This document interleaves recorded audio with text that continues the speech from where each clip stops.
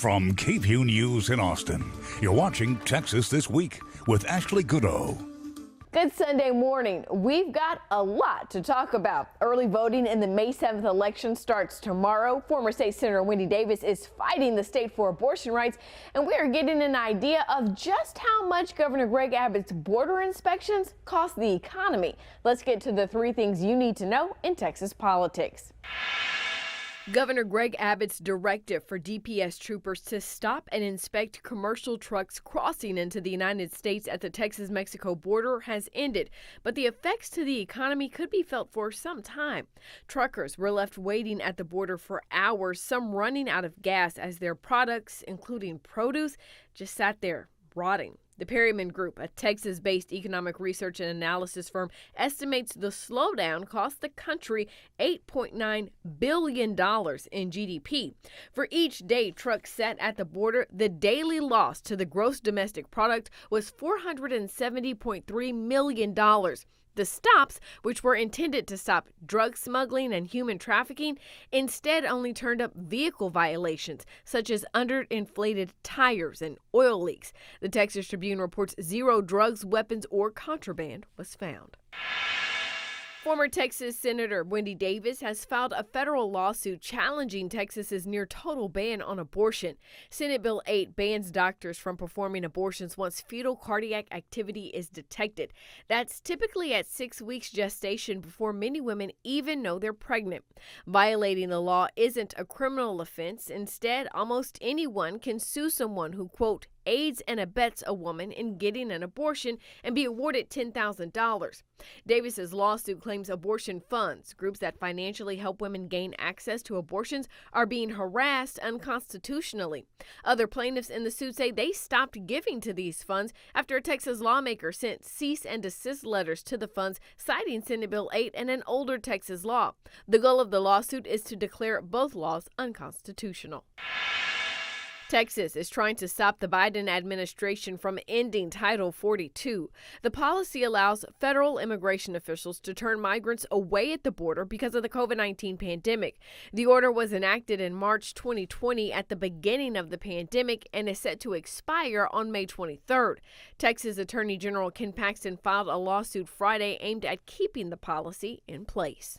May is a busy month for Texas voters. The primary runoff election is May 24th, and on May 7th, voters will weigh in on local elections such as city council seats, school board bonds, and city propositions, along with 2 amendments to the state constitution, both aimed at offering property tax relief. Now, early voting in that election starts tomorrow. Dale Craymer, president of the Texas Taxpayers and Research Association, joined me to explain how the statewide amendments could impact your tax bill. For folks who don't know, tell us, what exactly is the Texas Taxpayers and Research Association? We're a nonprofit membership organization. Most of our members tend to be businesses that have a large presence in Texas.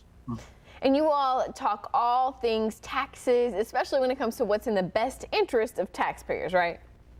Absolutely. We focus on taxes, which is why I don't get invited to a lot of parties. This is generally what we like to talk about, what we like to focus on. All right. Well, taxes are the main topic of discussion for statewide voters on the May 7th election. We want to talk about the propositions and kind of explain what they are. So I'm going to read each one. Let's start with Prop 1.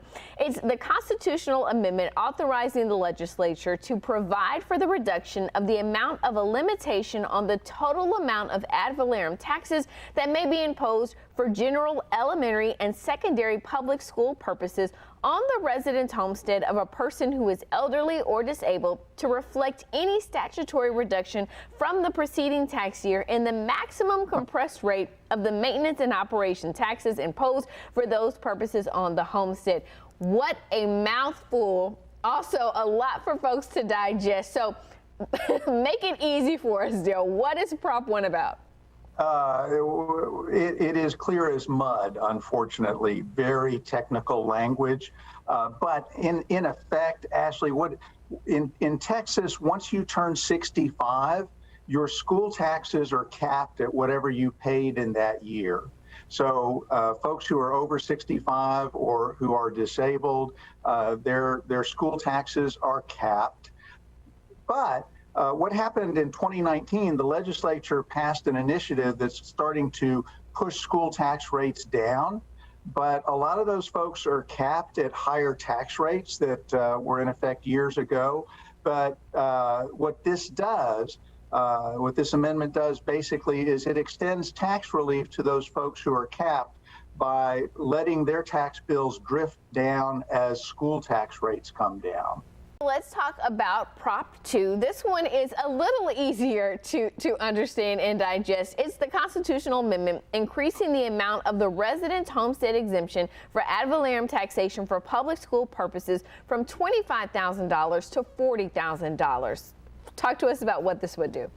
And this one has a broader impact. This is going to apply to all homeowners, whereas Prop 1 only applies to folks who are 65 or older who are disabled.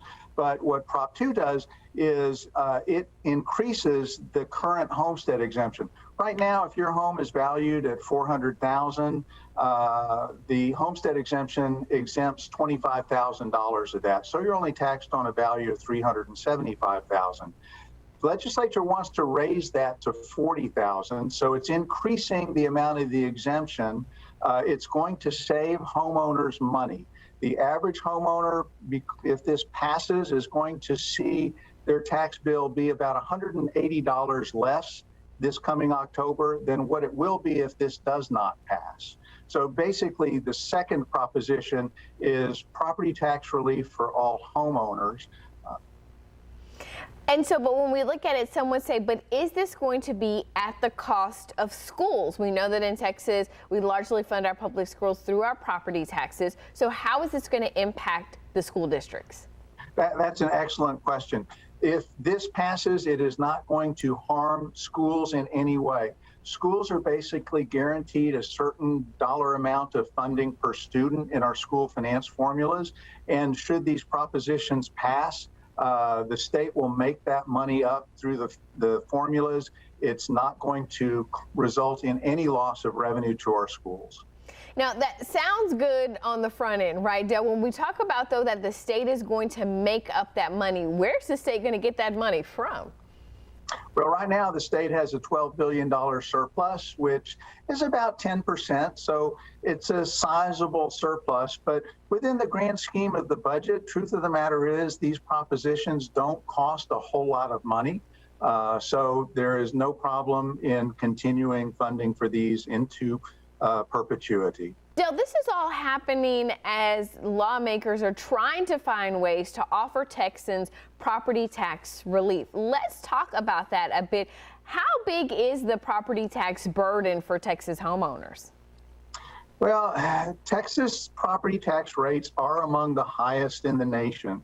For a homeowner, our tax rates probably rank us around 12th highest among the states. It's a little different, a little more for industrial properties. We rank about 7th highest. But our high property taxes is one of the prices we pay for not having a personal income tax in the state. So as painful as those property tax bills are, given that you're not having to write a personal income tax check, the numbers still work out better for you in Texas. Talk to us about the process, because it gets a lot of pushback in terms of property appraisals. These appraisals increased significantly all across the state, though, right? They really did. And in all honesty, that is simply a reflection of the real estate market right now. In Texas, we value property at its market value, at what the appraiser thinks that home will sell for. But I know folks are very concerned about their appraisals. The one thing I can tell you is your appraisal increase is not going to translate into a commensurate increase in your tax bill for a couple of reasons. One is because of legislation that passed in 2019, as values rise, as the city of Austin, for example, as the amount of taxable value subject to tax rises, the city is required to reduce its tax rate so that it doesn't raise any more than 3.5% more money.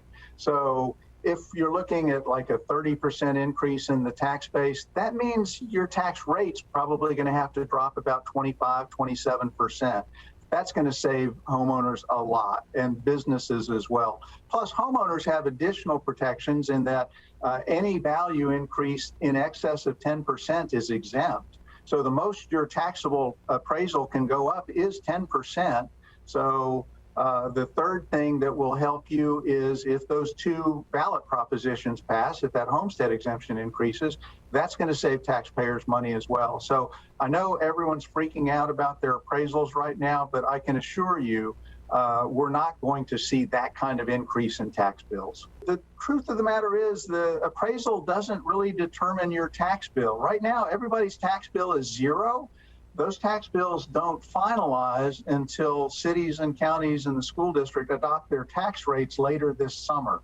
So just because you think you get your appraisal under control, folks need to pay attention to the tax rates that jurisdictions adopt, because that's what's really driving their tax bills.